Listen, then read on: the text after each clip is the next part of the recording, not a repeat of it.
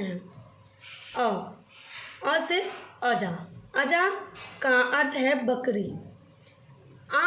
आ से आचार्य, आचार्य का अर्थ होता है अध्यापिका।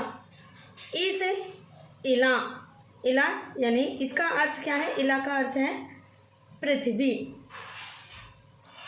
ई से ईश, ईशः, ई से ईशः, ईशः का अर्थ है ईश्वर यानी भगवान। ऊ से उत्तजम, उत्तजम का अर्थ है झोपड़ी। ऊ से ऊर्मिका, ऊर्मिका का अर्थ है अंगूठी। ऋ से ऋषि, ऋषि का अर्थ है परम महात्मा। ये लघु री है और ये दीर्घ री है। ये री दो होती हैं हमारी वर्णमाला, संस्कृत वर्णमाला में दो री होती हैं। री ये भी एक ह्रस्व है और एक दीर्घ है। ये ह्रस्व है, ये दीर्घ है। ए से एड़ह, एड़ह का अर्थ है हरिण यानी कि हिरण। आई से एडह, एडह का अर्थ होता है भेड़। ओ से ओदनम, ओदनम का अर्थ होता है चावल। औ से औषधम, औषधम का अर्थ होता है औषधि। अंग से अंगुली, अंगुली माने अंगुली। का से कमलम, कमलम का अर्थ है कमल। यहाँ से दोस्तों व्यंजन वर्णमाला शुरू हो रही है। अभी तक हमने स्वरों की वर्णमाला पढ़ी थी, अब हम व्यंजनों की वर्णमाला शुरू करते हैं। का से कमलम, कमलम का अर्थ है कमल। खा से खगः, खगः माने पक्षी। ग से गणेशः, गणेशः का अर्थ होता है भगवान गणेश यानी गणेश भगवान। घा से घटिका, घटिका का अर्थ होता है घड़ी। चटका, चटका का अर्थ होता है चिड़िया। छ से छत्रम, छत्रम का अर्थ होता है छाता। जा से जननी, जननी का अर्थ होता है माता।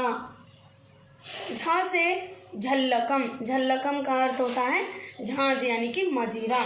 ठीक है, झांझ और मजीरा दोनों ही इसका झल्लकम का अर्थ होता है। ट से टंगह, टंगह का अर्थ होता है कुल्हाड़ी।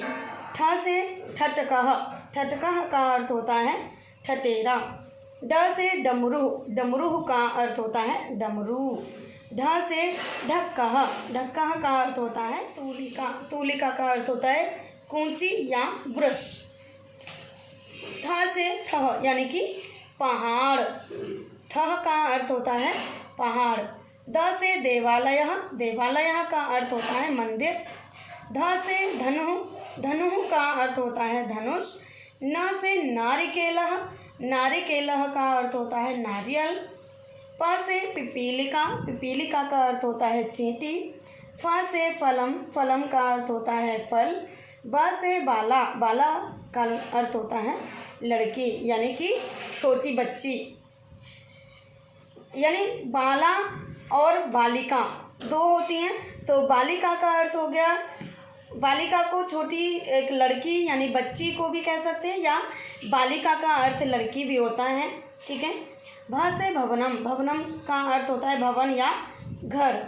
म से मयूरः, मयूरः का अर्थ होता है यक्षः, यक्षः का अर्थ होता है यक्ष।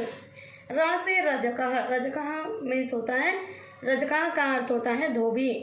ल से लूता, लूता का अर्थ होता है मकड़ी।